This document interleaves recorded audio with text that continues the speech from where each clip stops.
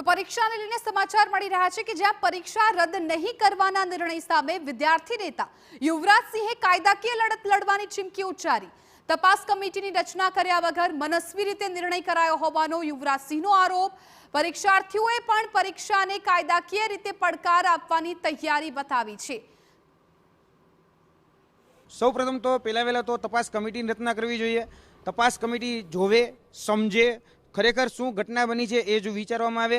બીજું કે ત્યાંના સીસીટીવી કલેક્ટ કરવામાં આવે છે। સીસીટીવી ઉપરથી ખરેખર કોઈ પણ કન્ક્લુઝન ઉપર આવવું જોઈએ। આમાં કોઈ જ પ્રકારનું કન્ક્લુઝન ઉપર નથી આવ્યા। આમાં સીધો જ હઠાગ્રહી નિર્ણય લેવામાં આવ્યો છે કે તમે અમારી સામે પડ્યા, જાઓ તમને અમે પરીક્ષા દેવા નહીં દે, બીજું કે તમારી પરીક્ષા નહીં લેવાય। આ હઠાગ્રહી નિર્ણય છે ને એ ક્યાંક ને ક્યાંક વિદ્યાર્થીઓમાં અન્યાય કરતા છે। હવે તમે અહીંયા જોવો છો કે વિદ્યાર્થી આજે પેપર દે છે તો એનો જે સીટ નંબર છે, એનો જે બેઠક ક્રમાંક છે એ બંને અલગ અલગ છે। આજે બેઠક ક્રમાંક અલગ અલગ હોય, આજે આ તમે વિચારો અહીંયા આ બેઠક ક્રમાંક આ ભાઈનો છે 362, હવે એને જે પેપર આપવામાં આવે છે 662નું આપવામાં આવે છે, OMR સીટ એ છે। તો આજે બીજો એ વિદ્યાર્થી શા માટે બીજાની OMR ભરવાનો? એટલે એનો મતલબ કે એની OMR કોઈ બીજો વિદ્યાર્થી ભરતો છે।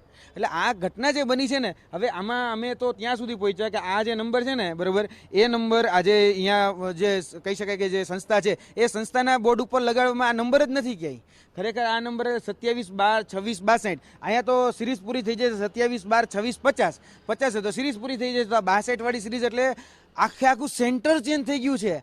આ સેન્ટરનું પેપર બીજા સેન્ટરમાં જતું રહ્યું છે, બીજા સેન્ટરના પરીક્ષાર્થીનું પેપરના જવાબ એ આ વ્યક્તિ લખી રહ્યા છે। તો ભાઈ તમે બીજા સેન્ટર સાથે અન્યાય કરી રહ્યા છો, ફક્ત એક સેન્ટર સાથે નહીં, બીજા અલગ અલગ સેન્ટરો સાથે પણ આ ઘટના બની છે। ખરેખર આની ઉપર એક્શન લેવા જોઈએ। અને બીજું કે જે અત્યારે OSD દ્વારા જે નિવેદન સામે આવ્યું છે તો મને એવું લાગી રહ્યું છે કે ક્યાંક ને ક્યાંક આ વિવેક બુદ્ધિ જે છે એ વિવેક બુદ્ધિનો અભાવ જોવા મળી રહ્યો છે। હવે આગળની રણનીતિ કયા પ્રકારની રહેશે? શું કરશો હવે આગળ?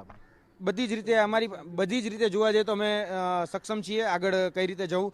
ન્યાયતંત્રના દર પણ ખખડાવી શકાય એમ છે, કારણ કે અમે કસ્ટમર છીએ, કારણ કે આ પરીક્ષા આપવા માટે અમે 100 રૂપિયા જેટલા ઉમેદવાર તરીકે પૈસા પણ ભર્યા છે, તો અમને યોગ્ય રીતે સર્વિસ આપવામાં નથી આવી અને એ લોકોની બેદરકારીને કારણે સર્વિસ યોગ્ય મળી નથી। તો એને લઈને પણ અમે કોર્ટમાં જઈ શકીએ છીએ। અમને અમારી સીટ નંબર પર બેઠા પછી અમને અમારું પેપર નથી આપવામાં આવ્યું, એ પણ અમે સંચાલક જે શાળા સંચાલક જે હોય એની પણ ભૂલ કાઢીને અમે કોર્ટમાં જઈ શકીએ।